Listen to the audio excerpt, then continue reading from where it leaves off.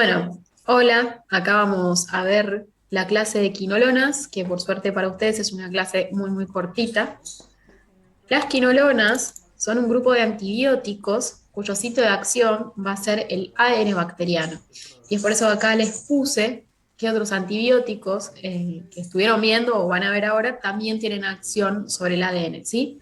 Las quinolonas más que nada van a actuar, que ahora lo vamos a ver bien, en lo que es la reparación y la síntesis del ADN.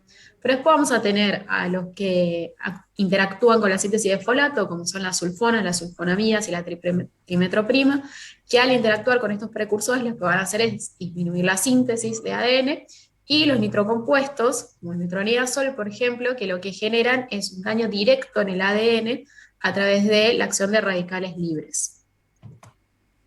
Esto es para que vean un poco, por un lado, cómo fue la síntesis de los distintos tipos de quinolonas, que comenzó en 1962 con el ácido lanilíxico y finaliza en el año 2000 cuando salen al mercado la gatifloxacina y la moxifloxacina. Eh, a las quinolonas las podemos clasificar en floradas y no floradas. La primera del grupo de las quinolonas floradas fue la norfloxacina, que como ven se sintetizó en 1978. Hoy en día igual a las no floradas no las vamos a utilizar, eso ahora lo vamos a ver más adelante, sí, más que nada hoy se usan todas del desarrollo de la norfloxacina en adelante, que como les digo se llaman fluorquinolonas, ¿sí? Se agregó un grupo flúor a las moléculas que los antibióticos, o sea, las quinolonas, son de origen sintético, ¿sí? Todo su desarrollo está dado en un laboratorio.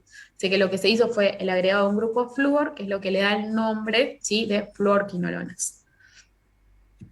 Bien, como les dije, todas son sintéticas, eso sí, todas creadas en laboratorio, son moléculas ácidas y son quelantes de cationes, sobre todo quelantes de cationes divalentes, o sea que tienen una doble valencia, como pueden ser el calcio, el hierro, el zinc, el magnesio, y eso va a repercutir más que nada en los efectos adversos y también en ciertas interacciones que van a tener las quinolonas. Todas las quinolonas, a esto me refiero ya que sean floradas o no floradas, a pesar de que recuerden que las no floradas hoy en día no se usan, tienen acción contra la ADN girasa. Y las florquinolonas, que son las que usamos hoy en día, además van a presentar acción sobre la topoisomerasa 4. ¿Qué es lo que hacen estas dos enzimas?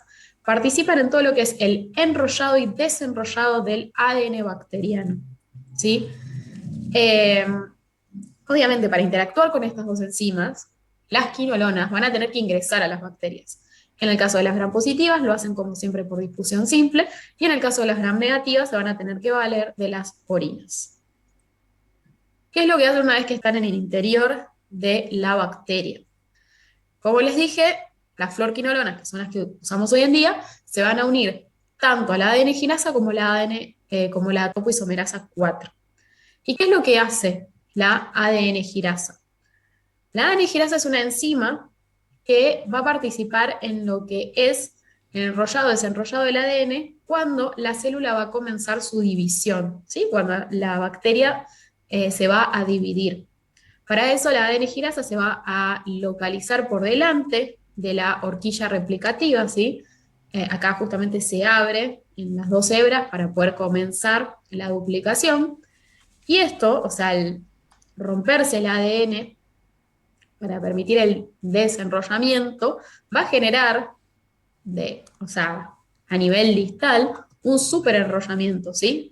Porque justamente al comenzar eso a dividirse, va a empezar a generar tensión. Y esa tensión, que está dada por el superenrollamiento del ADN, puede llegar a producir la ruptura del mismo. Entonces, lo que hace la ADN girasa a medida que acá comienza el proceso de replicación, es ir cortando este ADN para disminuir esta tensión y después lo vuelve a empalmar, ¿sí? Corta y vuelve a empalmar el ADN para evitar la ruptura. Una vez que termina el proceso de replicación, nosotros vamos a tener dos nuevas, ¿sí? O sea, hebras hijas. La enzima encargada de dividir finalmente a cada una de estas hebras o de estas cadenas hijas es la topoisomerasa 4. ¿sí? Que participa en un proceso que se denomina decatenación, que es más, o sea, es esto que les estoy diciendo, genera la ruptura de las dos cadenas hijas recién sintetizadas. Esta es la ADN girasa, ¿sí? Es la estructura molecular del ADN girasa, que tiene dos subunidades A, dos subunidades B, o sea, es un tetrámero. Las quinolonas se unen a esta subunidad A, ¿sí? De la ADN girasa, una vez que se produce el primer corte, una vez que se produce la primera mella en el ADN. Y entonces, todo este complejo que está caracterizado por la enzima, por la ADN girasa, junto con la florquinolona que está unido a este ADN cortado, se conoce como aducto, ¿sí? Y estos aductos se van a formar tanto sobre la ADN girasa en su momento como posteriormente sobre la topoisomerasa 4, ¿sí? Que es la acción que tiene la florquinolona sobre ambas enzimas. Es muy importante que conozcan este concepto, que significa aducto, ¿sí? Que no es nada más y nada menos que la unión de la enzima, que puede ser ADN girasa o topoisomerasa 4, con el ADN cortado y la quinolona, ¿sí? Unida a este ADN mellado. Bien, ¿qué es lo que ocurre cuando la quinolona se une, ¿sí? Forma este aducto?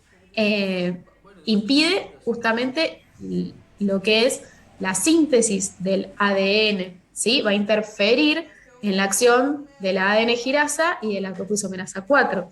De esta manera, el ADN que estaba cortado porque iba a empezar a replicarse, va a quedar cortado, no se va a volver a empalmar. Las cadenas van a quedar desenrolladas, ¿sí? Porque el ADN girasa las va a romper para evitar el superenrollamiento, pero no va a volver a empalmarlas, o sea que quedan rotas. Las horquillas quedan abiertas porque habían comenzado la replicación, pero son incapaces de volver a cerrarse. Pero hasta acá, o sea, con esta formación de los aductos, lo que tenemos es un efecto bacteriostático, ¿sí? Mientras los aductos, visto que le nombré que forma todo ese complejo, permanezcan en su posición, el efecto de las quinolonas es bacteriostático. Una vez que el aducto se separa, o sea, que la quinolona abandona ese sitio de unión del ADN girasa de la topoisomerasa 4, ese sitio de unión que abandona puede ser ocupado por exonucleasas, ¿sí? Las exonucleasas justamente van a venir a generar la muerte de estas bacterias, ¿sí? Que una vez que la quinolona se va, puede censar este daño extenso e irreparable sobre el ADN, sí que está abierto, está roto, no puede volver a empalmarse, y entonces estas exonucleasas lo que hacen es producir la muerte de la bacteria, ¿sí? O sea que las quinolonas tienen un efecto bactericida una vez que abandonan y dejan de formar parte de este aducto. En cuanto a la clasificación, son bactericidas concentración dependiente, en este caso, ¿sí? Y las quinolonas presentan, que esto es muy importante, acuérdense cuando les cómo tienen que ustedes hablar de un antibiótico a la hora de presentarlo, efecto posantibiótico. Ahora ya hablamos del espectro, que es la última característica que les falta para presentarlas como grupo antibiótico. Bien, entonces recuerden, mientras la quinolona siga formando parte del aducto, el efecto va a ser bacteriostático. Una vez que la quinolona se separe, van a aparecer las exonucleasas, sí pueden aparecer también autolisinas, o sea, todo lo que sea muerte celular programada, y ahí sí se va a producir el efecto bactericida. ¿De qué depende la, o sea, velocidad en que se genere esta unión, desunión del aducto de una cinética de disociación? Si la cinética de disociación es rápida, el efecto es bactericida. Si la cinética de disociación es lenta, el efecto es bacteriostático. Y como verán, esto pasaba con las quinolonas de primera generación, las antiguas, las que no eran fluorquinolonas. O sea que a los fines prácticos, como hoy en día solo usamos las fluorquinolonas tienen una cinética de disociación rápida y por ende el efecto que van a tener es bactericida, ¿sí? Todas las fluorquinolonas tienen una cinética de disociación rápida, pero la cinética en particular depende de cada tipo de quinolona, ¿sí? Pero todas son rápidas y por ende son bactericidas. Vamos a hablar un poquito de los mecanismos de resistencia. Puede ocurrir que haya polimorfismos en el sitio receptor, o sea, el ADN girasa o en la topoisomerasa 4, eso va a generar que justamente la quinolona pierda la afinidad por esta enzima y que por ende pierda la acción antibiótica. Puede haber una extrusión activa de las quinolonas, ¿sí? Esto sobre todo de las quinolonas hidrosolubles. Una vez que ingresan al espacio periplásmico, la bacteria comienza a generar una expulsión activa, ¿sí? O sea, se activan canales que contra gradiente de protones directamente vuelven a lanzar afuera a las quinolonas, ¿sí? Al exterior celular.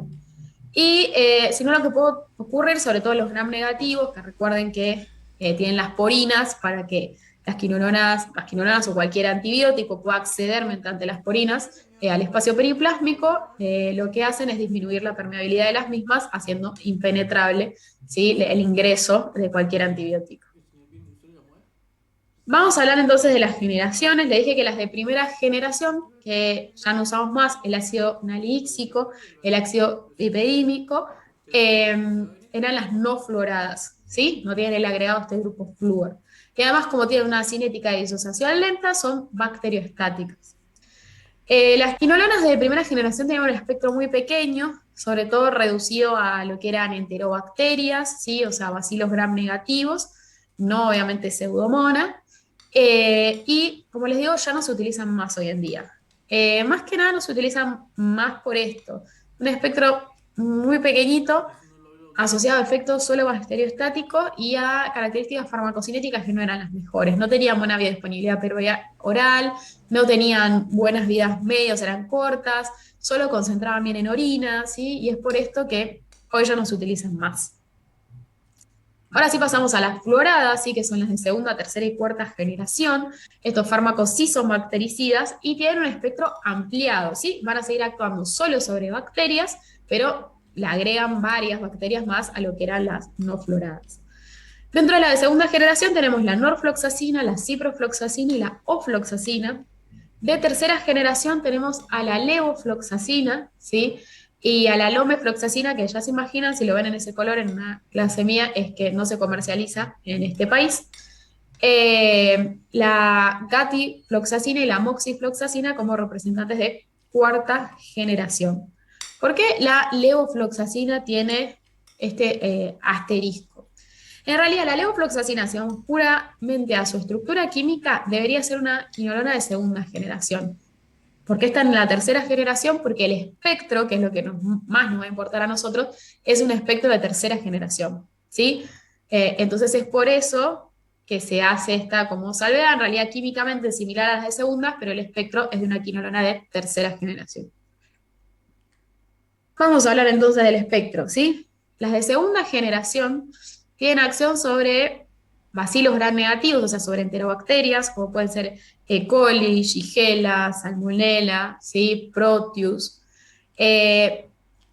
Ciprofloxacina tiene acción sobre Pseudomonas aeruginosa, así que pueden agregar otro a la listita. Tiene acción sobre el género Neisseria, Neisseria gonorrhoeae, Neisseria meningitidis. Sobre todo lo que sea micobacterias, como Mycobacterium tuberculosis y lo que es Mycobacterium avium, ciprofloxacina y ofloxacina presentan acción. Y sobre lo que es Mycobacterium leprae, la ofloxacina. Dentro de las de tercera generación, la levofloxacina tiene una importante acción sobre Pseudomonas aeruginosa. También la levo, si se acuerdan de la clase de tuberculosis, es ideal para la micobacteria y de hecho se utiliza para la tuberculosis multiresistente, la levofloxacina, ¿sí? Además presentan acción sobre anaerobios e intracelulares, muy importante, los gérmenes intracelulares, ¿sí?, clamidia, uraplasma, micoplasma, y sobre algunos cocos positivos.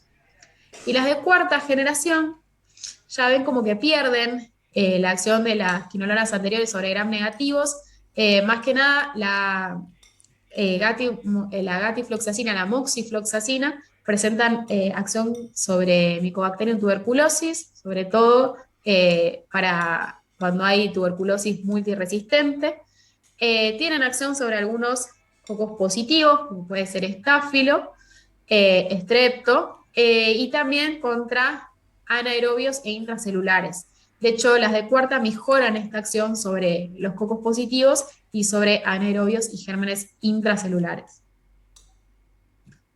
Para hablar un poco de la farmacocinética, en general las quinolonas tienen buena absorción por vía oral con una buena biodisponibilidad, de hecho mayor al 70%. La única quinolona que no tiene buena biodisponibilidad tras su administración oral es la norfloxacina, ¿sí? Algunos pueden administrarse por vía intravenosa, por ejemplo la ciprofloxacina, la levofloxacina, la moxifloxacina, ¿sí? Se pueden administrar siempre en infusión intravenosa lenta. Son fármacos que tienen una baja unión a proteínas plasmáticas, que atraviesan barrera hematoencefálica solo cuando la misma se encuentra inflamada, o sea, se encuentra dañada, pero que se concentran bien en el interior de polimorfonucleares, y esto las vuelve ideales para lo que es el tratamiento de gérmenes intracelulares, que de hecho, como vimos en el espectro, tienen acción sobre estos gérmenes. También concentran bien en pulmón, en riñón, en próstata, en orina, en bilis y en líquido sinovial, que vamos a ver de acá se van a desprender las principales indicaciones de las quinolonas. Atraviesan placenta, y acá sí esto va a ser un dato muy importante porque lo mejor sería evitar el consumo de quinolonas durante el embarazo. Después ciprofloxacina, norfloxacina y la omefloxacina se eliminan por mecanismo, o sea, por metabolismo hepático y luego se eliminan a nivel renal, pero levofloxacina, gatifloxacina y ofloxacina se excretan sin modificar activamente por orina. Las vías medias van a oscilar entre 4 a 14 horas y todas deben ajustarse en caso de insuficiencia renal. ¿Cuáles son los efectos adversos de la quinolona? Los podemos dividir de varias maneras. Por un lado, los más frecuentes, ¿sí? Los más frecuentes, o sea, por ende a los que ustedes siempre van a tener que estar atentos y avisarles a los pacientes. Son los gastrointestinales y los que impactan a nivel del sistema nervioso central. Luego vamos a tener algunos que son más infrecuentes, como son los que afectan a la piel, a lo que es el corazón, a nivel hepático y renal. Son más infrecuentes, igual tenemos que estar atentos a ellos. Y por último, lo del aparato mio-osteoarticular, que quizás es como lo más característico de las quinolonas, porque es raro que lo produzcan otros antibióticos, pero no es tampoco muy frecuente, pero tenemos que estar muy atentos, porque si aparecen, van a limitar el uso de las quinolonas, ¿sí? A nivel gastrointestinal, dijimos lo más frecuente, entonces, náuseas, vómitos, diarrea, dolor abdominal y muy raramente colitis pseudomembranosa, ¿sí? Cuidado con esto, porque las quinolonas son quelantes de cationes divalentes, entonces quizás si la persona percibe acidez, epigastralgia, así, náuseas, va a decir, bueno, me tomo la quinolona con un vaso de leche, que es lo que se suele hacer como tratamiento casero de la acidez, ¿sí? Si llegan a hacer eso, justamente la quinolona lo que va a hacer va a quelar ese calcio de la leche y no se va a absorber ni el calcio ni la quinolona, ¿sí? O sea que siempre avisen que pueden llegar a causar estas manifestaciones a nivel digestivo, pero que las quinolonas se toman con un vaso de agua, ¿sí? Solo con un vaso de agua. Y en lo posible siempre alejadas de las comidas, justamente para evitar posibles interacciones y que estas interacciones disminuyan su biodisponibilidad. Neurológicos. Vamos a tener por un lado lo que sea cefaleas, ¿sí? Mareos, pero pueden aparecer quizás también cuadros a nivel más psiquiátrico, como puede ser insomnio y alucinaciones, ¿sí? Son frecuentes, o sea que hay que avisar, y sobre todo hay que tener cuidado con las convulsiones. Las convulsiones, si bien no son tan frecuentes como el resto de los efectos a nivel del sistema nervioso central, sí pueden llegar a serlo en pacientes ya predispuestos. O sea que hay que preguntar antes de administrar una quinolona si el paciente tiene epilepsia, si tiene algún daño previo a nivel del sistema nervioso central, porque en estos pacientes sí quizás se puede ver más frecuentemente. Se supone que las convulsiones están directamente ligadas a que las quinolonas sean quelantes de cationes divalentes, quelan el magnesio a nivel del sistema nervioso central y esta hipomagnesemia puede predisponer a las convulsiones, ¿sí? Como le digo, es el más infrecuente de los frecuentes, pero cuidado siempre en pacientes predispuestos. Siempre chequear esto antes de administrar una quinolona, que el paciente no tenga ninguna patología a nivel del sistema nervioso central. Vamos ahora a los que eran más infrecuentes, ¿sí? Osteoarticulares, en realidad estos eran los que podían limitar el uso de las quinolonas. Podemos tener desde artralgias, tendinitis, hasta la ruptura del tendón de Aquiles. Y quizás a ustedes esto es lo que más les suena, es muy característico de las quinolonas, pero es muy raro que suceda. También es en pacientes que tengan cierta predisposición. En general son pacientes mayores de 60 años con una nefropatía previa o con consumo de glucocorticoides crónico, ¿sí? Esto puede ser consumo oral de glucocorticoides o, por ejemplo, en deportistas eh, ya grandes, obviamente, mayores de 60 años, pero que hayan sido toda su vida deportistas, las infiltraciones con glucocorticoides también predisponen a esto, ¿sí? Eh, Esto también hay que tenerlo en cuenta a la hora de indicar una quinolona, que quizás no sería lo mejor indicarlo en un paciente añoso, ¿sí? Pero si no, se supone que esto no es muy frecuente de ver. ¿Qué pasa con los efectos adversos osteoarticulares y los niños? Porque en realidad como que lo que a nosotros nos obliga a contraindicar a las quinolonas en la población pediátrica son estos efectos adversos osteoarticulares. Estos efectos adversos nunca fueron confirmados en niños, ¿sí? ¿Por qué? Porque preclínicamente, en ensayos, en modelos caninos, de hecho con perros, se vio que la administración de quinolonas podía llegar a generar una artropatía irreversible, ¿sí? Se podían ver fisuras, erosión, incluso destrucción del cartílago. Si esto pasa en un bebé, o sea, no en un perrito bebé, sino en un niño, eh, esta artropatía irreversible directamente dejaría al niño con baja talla, por empezar, y después probablemente con deformidades articulares, ¿sí? Entonces es por esto que, como ven ahí, la indicación de quinolonas en niños, por este efecto adverso osteoarticular, que insisto, comprobado en modelos preclínicos, no en niños. Eh, el uso es costo-riesgo-beneficio. Si en serio la patología, la infección que tiene ese niño no puede ser tratada con otra cosa, la única opción terapéutica que tiene es las quinolonas, bueno, pero si no, siempre vamos a preferir otra cosa, ¿sí? Si bien no está comprobada la teratogenia, ¿sí? En el ser humano, esto es lo que nos pone una alerta, ¿sí? Vamos a los otros efectos adversos que también son más infrecuentes. Bueno, cutáneo en realidad no es tan infrecuente. Pueden producir a nivel de la piel prurito, exantema y reacciones de fotosensibilidad, ¿sí? Todas las quinolonas, pero sobre todo las que tienen compuestos halogenados en sus moléculas. Por eso es recomendación no exponerse al sol durante el tratamiento y unas semanas después luego de haberlo finalizado, ¿sí? También esto es muy importante advertir, no recetar la quinolona, de preguntarle a la persona qué exposición solar tiene, ¿sí? Porque se sabe que esto puede ocurrir y es fácilmente prevenible. A nivel cardiovascular también, supuestamente por hipomagnesemia, pueden generar hipotensión y taquicardia e incluso prolongación del QT. Ustedes me van a decir, ¿qué hago? ¿Pido un electrocardiograma antes de dar una quinolona?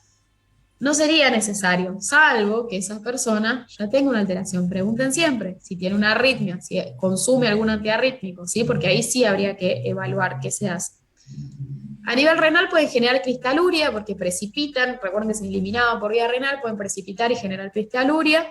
O sea que siempre le vamos a recomendar al paciente que tome quinolonas, que esté correctamente hidratado, y también puede causar nefritis intersticial. A nivel hepático, un aumento de transaminasas, que igual es transitorio o reversible, y otros ya así mucho más raros, hipoglucemia, leucopenia o eosinofilia. ¿Qué interacciones van a presentar las quinolonas? A nivel farmacodinámico, como siempre, son bactericidas con otros bacteriostáticos, ¿sí? Después con AINES y con Foscarnet se va a, sobre todo con el Foscarnet, a agravar el riesgo de convulsiones. Recuerden que el Foscarnet es un fármaco que puede llegar a causar también este efecto. Amiodarona, antiarrítmicos, por lo que les dije, siempre esto chequéenlo antes, porque una prolongación del QT puede llevar a una torzada de punta. Farmacocinéticas, cuidado con alimentos o directamente fármacos como las sales de hierro, ¿sí? El zinc, los antiácidos que contienen calcio, magnesio, aluminio, porque las quinolonas son quelantes, entonces pueden justamente interactuar con estos compuestos, y como les digo, no se va a absorber ni la quinolona, ni, por ejemplo, si ustedes le están dando a un paciente anémico la sal de hierro, ni la sal de hierro, ¿sí? O sea, no vamos a tratar ni la infección, y ese paciente va a seguir con anemia. Siempre corrido de la toma de cualquier otro fármaco y de las comidas, por lo menos 2 horas antes o 2 horas después. Además pueden interaccionar con la warfarina, aumentando su vida media, y con la teofilina también, aumentando su vida media y su toxicidad. ¿Y quiénes van a estar contraindicados entonces? Las quinolonas. Como siempre, hipersensibilidad, ¿sí? En el embarazo, que son categoría C, en la lactancia, porque no solo atraviesan placenta, sino que también leche materna, y en niños y menores de 18 años, ¿sí? Ahí les vuelvo a recordar que el riesgo-beneficio, salvo que en serio no haya ninguna otra opción terapéutica. En todo este grupo es por lo de los efectos adversos osteoarticulares, ¿sí? Las quinolonas pueden llegar, recuerden, a erosionar y a dejar un daño permanente en los cartílagos. Entonces, vamos a tener que tener mucho cuidado en la población que aún tiene cartílagos, ¿sí? Donde estos cartílagos todavía no están cerrados, como son, obviamente, los niños menores, los lactantes y los neonatos. En insuficiencia hepática y renal van a estar contraindicados siempre y cuando la afectación sea muy severa, ¿sí? Si no es severa, se ajusta la dosis. Bien, vamos a recordar un poco el espectro con las indicaciones. Las quinolonas van a estar indicadas en infecciones urinarias, pero complicadas. ¿Por qué ya no están indicadas en infecciones urinarias no complicadas? Uno, por la gran toxicidad que tienen, y dos, porque en general ya hay una alta tasa de resistencia a las mismas, ¿sí? Entonces, en una infección urinaria complicada, siempre que se tenga el antibiograma y sepamos que ese germen es sensible a quinolonas, ¿sí? Las que se pueden usar son la norfloxacina o la ciprofloxacina, pero insisto, siempre con antibiograma. Ya no se utiliza más, o no debería utilizarse más como tratamiento empírico, por esto que les digo que tiene alta prevalencia ya la resistencia. En enfermedades de transmisión sexual, por ejemplo, son de indicación para el gonococo, las quinolonas, ¿sí? O sea que pueden utilizarse ahí, por ejemplo, cuando haya, bueno, lo mismo que las uretritis ustedes saben que se dividen en gonocóxicas y no gonocóxicas. Siempre que haya, por ejemplo, toxicidad, que estén contraindicados los betalactámicos, o que haya resistencia a los mismos, se puede utilizar para el tratamiento del gonococo a las quinolonas. En la prostatitis, esto es muy importante porque son uno de los pocos antibióticos que concentran tan bien en próstata. O sea que ahí los vamos a usar frecuentemente. En las diarreas, recuerden que, por ejemplo, las diarreas del viajero, que eran por causas bacterianas, se pueden usar las quinolonas. En infecciones respiratorias, sobre todo cuando haya alergia y o resistencia, por ejemplo, a betalactámicos, ¿sí? En un estreptococo pneumoniae que presenta resistencia a betalactámicos, o que un paciente directamente tenga una resistencia. Tengan cuidado, acuérdense de lo de la levofloxacina, pues la levofloxacina se usa muchísimo para infecciones respiratorias, por ejemplo, en bronquitis crónica, en el EPOC durante las reactivaciones y las infecciones. Recuerden que siempre tienen que descartar la tuberculosis para evitar una monoterapia. Y en infecciones también articulares y osteomielitis se pueden llegar a utilizar, sobre todo las quinolonas que vengan o sea, que vengan para administrarse por vía intravenosa, ¿sí? Porque en general con estas infecciones el tratamiento es prolongado y el paciente está internado, si es intravenoso. ¿Qué más? Recuerden que levofloxacina y moxifloxacina tenían acción contra Mycobacterium tuberculosis y de hecho eran fármacos de segunda línea que eran extremadamente útiles en los casos de resistencia. La ciprofloxacina, la gatifloxacina y la ofloxacina vienen por vía tópica, o sea, ya sea para ser administradas en gotas oftalmológicas o en gotas óticas, o sea que van a ser muy útiles a este nivel. Y después podemos llegar a utilizarlas no como indicación, sino como profilaxis en la meningitis meningocóxica, que yo le decía que antes la rifampicina era la que se usaba y ahora fue reemplazada por las quinolonas para no generar resistencia a la rifampicina. Y la cirugía electiva colorectales, o sea, cuando el paciente sabe que va a ser sometido, cuando es una cirugía de urgencia, en general lo que usamos es la ciprofloxacina asociada al metronidazol. Bueno, prometí que era corta, así fue, así que muchas gracias y espero que les sirva.